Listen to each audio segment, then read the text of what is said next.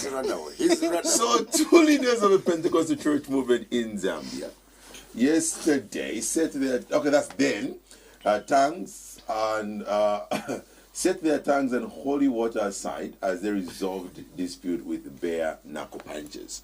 The men of God were sent and the already bad winding and dust weather that was battering Osaka as their kicks and punches raised extra dust like a tornado, tornado that hit the vendless town. At the center of the fight was young apostle Christopher Kunda, 45, of President of God Ministries International, and Senior Reverend Nelson Muhango, 62, of Bumper Harvest Church. Apparently, the young apostle, instead of being a good shepherd of the Lord's flock, has started braying some of his female sheep in the church, Presence of God Ministries International. His merciless devouring of his female flock caused a marital dispute with his wife of Chalala, who engaged Senior Reverend Muhango of Matero of Bumper Harvest Church to counsel them.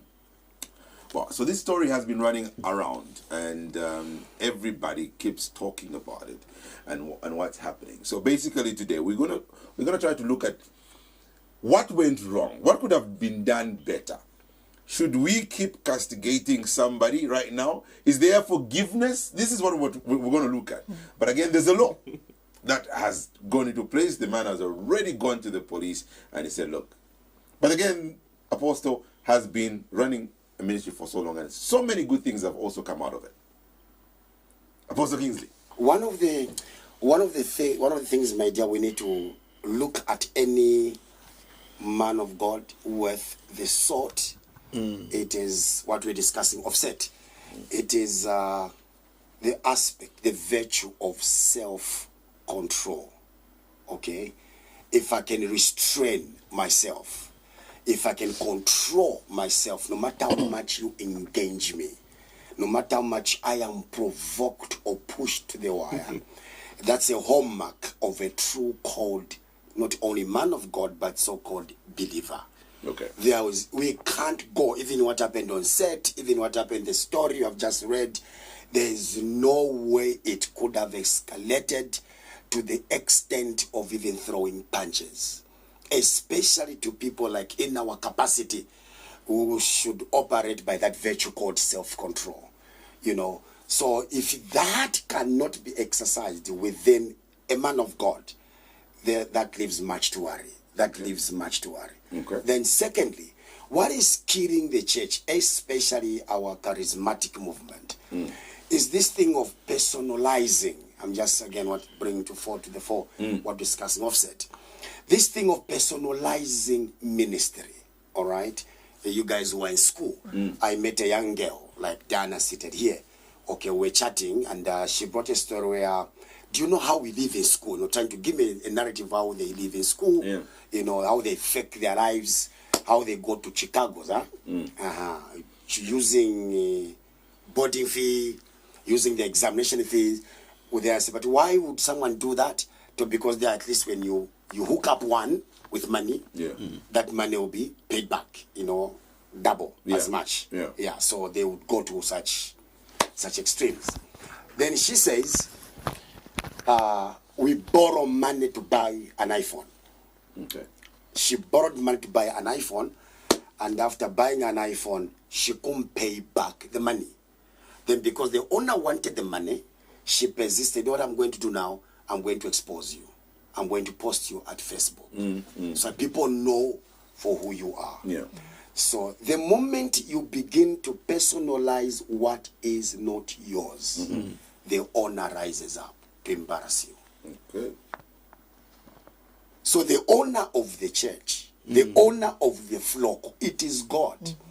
The fact that I shepherd the people that I shepherd doesn't give me the right to eat the T-bone, like you said. It's not meat you. I didn't say it. I didn't say. What do you mean? I didn't say anything about T-bone. Fine, thank you. That's not true. It doesn't give me the right to do as I want. How do we move forward from this? Because the faith of the people now keeps going down. Yes. And they're saying, no, Namishma. Christians, no matter what believer shot.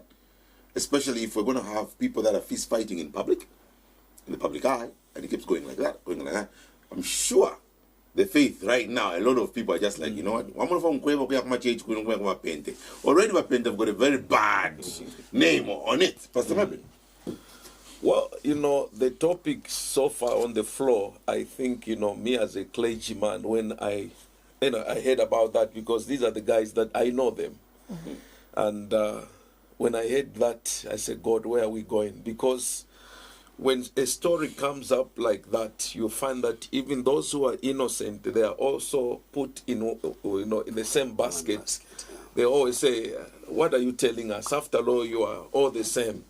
Like some of us were in our church where I'm preaching, or I pastor a church where, you know, this woman comes to my church, you know, through the authority of the husband, and said, now, what are we going to, you know, to go with such, you know, people? Because definitely husbands now will begin to say, no, look at the churches where you ladies, my wife, you go.